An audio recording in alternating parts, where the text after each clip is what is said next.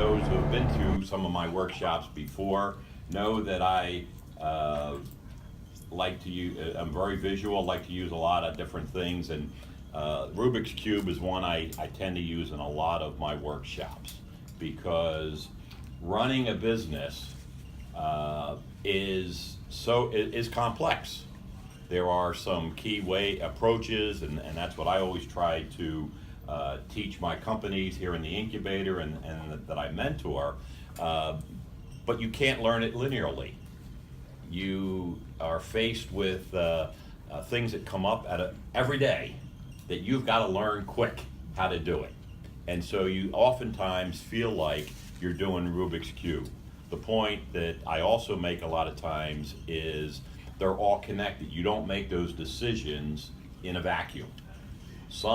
Every decision you make is connected to something else in your business, and to understand that context, to understand the impact on the decisions that you're making, I think is extremely important, and makes it a little bit easier to address them as they come along. So how do you solve the puzzle, and where do you start? This well-known development pattern means that it is possible to both predict the challenge that you're going to be faced with, and to observe what other businesses have done in this situation. So if you know it's coming, you can be prepared. The story wouldn't be complete without competition. Montgomery Ward's will talk about, they were a catalog company before Sears. They lasted up until, I guess the 70s is when they eventually went out of business.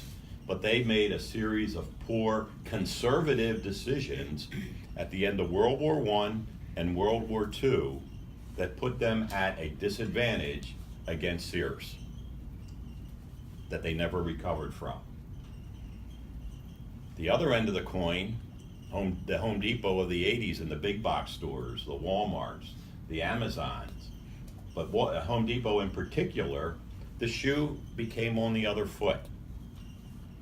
Now, Sears could have bought Home Depot back in the mid-'80s for pennies on the dollar.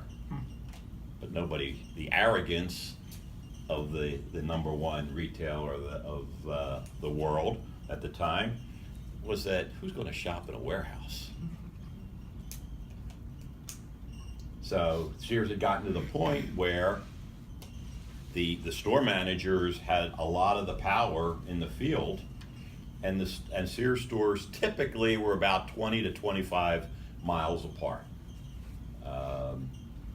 And people would drive that far for an appliance. And it became difficult as time went on and the market got saturated for Sears to even put a store in between there, because the two store managers were worried about losing sales volume. So what's Home Depot's vision or mission? They drop a store every 7 miles. That's how far people are willing to drive. Well, pretty soon, if you're going to drive past 2 Home Depots to get to a Sears, those appliances had better be pretty darn good. And they were for a long time. They're still good. But at some point you say, well, I'm going to stop there for my tools or my home improvement needs. While I'm there, I'll buy appliances. The challenge became that from an operational standpoint, where do you invest your capital now? Do you invest it in growing the retail stores, or do you invest it in financial services? So you've got competing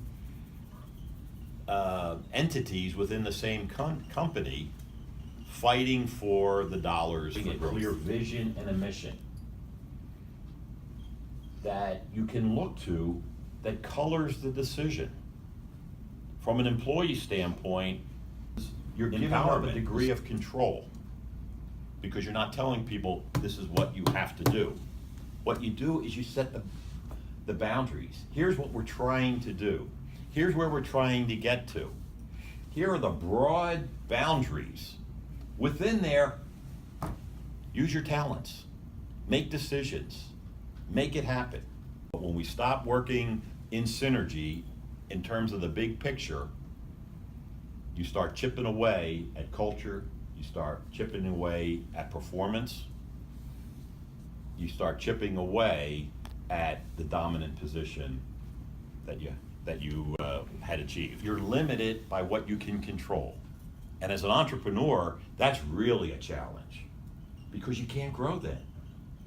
You know, your capacity is only so much, no matter how hard you work. The key in scaling your business, the key in success is to the extent that you can motivate other people to take advantage of their full talents who buy into your vision.